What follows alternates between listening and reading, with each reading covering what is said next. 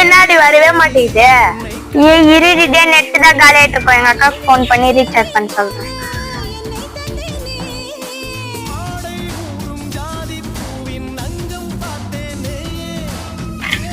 Hello அக்கா. சொல்றி. கொஞ்சம் net போட்டு விடுறீ, நெட் காலியாச்சு ப்ளீஸ் டி போட்டு விடுறியே, ப்ளீஸ் டி போடுறீ. சரி அப்படியா, சரி பண்ணி விடுறேன்.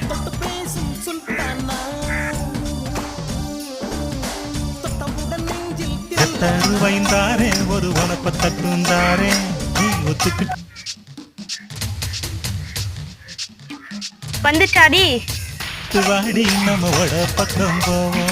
ஹலோ. எல்லாம் எனக்கு தெரியும். வை வை.